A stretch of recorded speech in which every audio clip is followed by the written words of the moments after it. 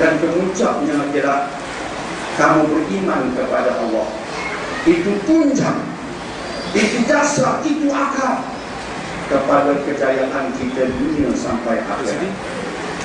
Pak kata Umar Al-Khattab radhiyallahu anhu, selepas Umar membaca ayat yang saya bacakan tadi, mengikut yang dilaporkan oleh Imam Ibnu Katsir dalam kitab tafsir beliau yang bertajuk Tafsirul Quranil Azim, dilaporkan Umar selepas membaca ayat yang saya bacakan tadi, Umar berkata, jika kamu mahu digolongkan sebagai umat yang terbaik, laksanakan ketiga tuntutan dan perintah yang terdapat dalam ayat yang sama ini.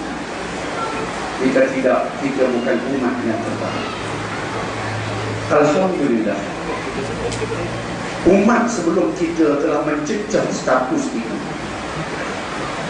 Jika hari ini selepas pelancaran rancangan Malaysia ke-9, kita diberitahu bahawa kita menekankan tentang modal insan, dan kita diberitahu bahawa kita nak melahirkan insan yang memiliki hingga kelas pertama. Masya Allah, suatu yang baik. Tapi hendak saya katakan juga bahawa umat Islam sebelum kita sudah mencapai status kelas pertama. Kita baru merangkak ke arah itu, mereka sudah mencapainya. Sebab itu umat Islam sebelum ini berjaya membina empire yang tidak wujud lagi pada hari ini. Hari ini sudah tidak ada empire Islam. Yang ada orang-orang Islam, ada umat Islam tanpa empire Islam. Sebelum ini wujud empire Islam yang hebat, yang mengagumkan. Umat Islam sebelum ini telah mencapai status khairu ummatin ukhrijat linnas. Sebelum ini, sehingga bila kita mengkaji sejarah, kita akan dimaklumkan bahawa sehingga Barat terhutang budi kepada Islam. Tadi ketika bercakap kepada anak-anak remaja kita di Balai Islam, saya memberitahu kepada mereka bahawa sebelum abad ke-13 Masihi datang, Barat berada di satu era yang dikenali sebagai era ke-8, The Dark Ages. Maksud era ke-8 ialah ketika itu masyarakat di Barat ilmunya tidak bertunjangkan sebab musabah. Mereka bercakap tentang penyakit disebabkan oleh hantu gembala ataupun hantu jebol. Mereka masih bercakap tentang benda-benda tak masuk akal. Itu era di Barat sebelum datang abad ke-13 Masihi. Tetapi selepas datang abad ke-13 Masihi bermula di Itali, Barat berubah. Maka buku-buku sejarah yang anak kita pelajari menukilkan perubahan itu. Buku-buku sejarah itu mengatakan tiba-tiba Barat berubah daripada era kegelapan kepada era kebangkitan. Era kebangkitan diistilahkan sebagai Renaissance. Persoalan dan pertanyaan yang sering saya hadapkan kepada guru-guru, dan kita baru menyambut Hari Guru. Pertanyaan di radio Pulau Pinang yang sering saya lontarkan kepada guru-guru ialah saya berkata, adakah anda memberitahu kepada anak-anak ini, kepada para pelajar ini, apa yang menyebabkan Barat berubah dari era kegelapan kepada Renaissance? Adakah kamu memberitahu kepada anak-anak Islam ini apa sebabnya Barat keluar daripada era kegelapan kepada Renaissance ataupun kebangkitan? Tolong beritahu kepada mereka sebabnya. Sebabnya ialah Islam dan umat Islam, terutamanya umat Islam di bumi Andalus yang kadang-kala dikenali sebagai Andalusia, yang sekarangnya dikenali sebagai Spanyol. Yang lebih diingati hari ini ialah Spanyol dengan bola. Tetapi bumi itu telah melahirkan umat hebat, umat Islam.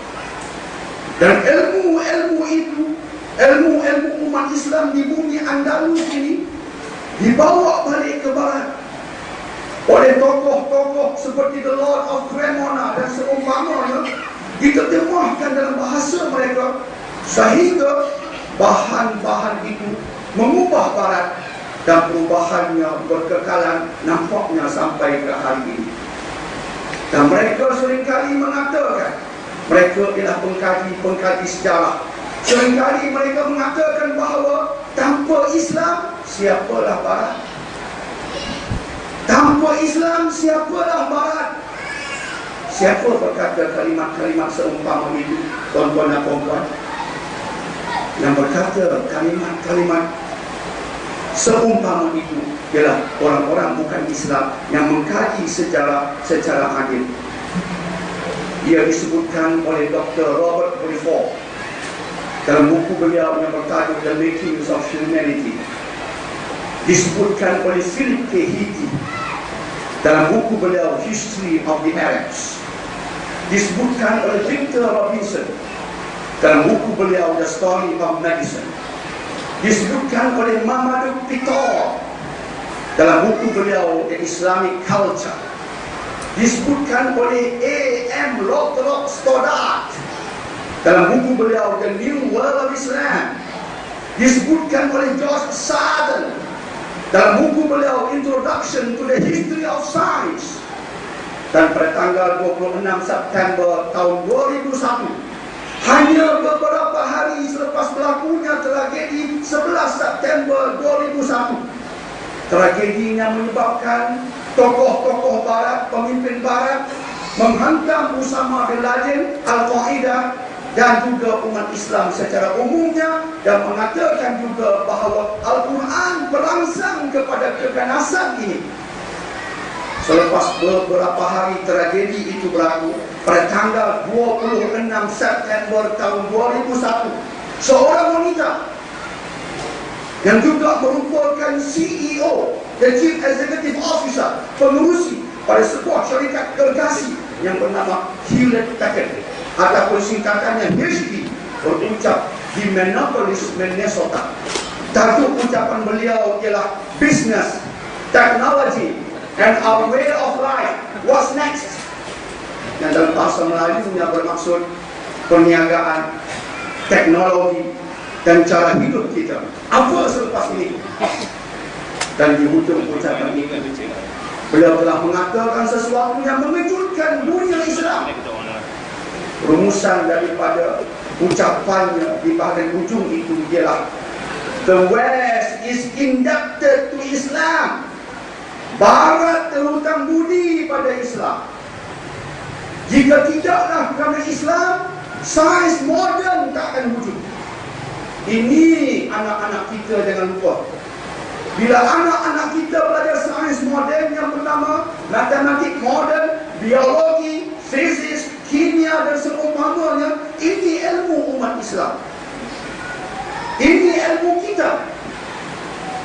Maka bisa sekali teorinya mengatakan, jika tidaklah kerana umat Islam, sains moden tak akan wujud.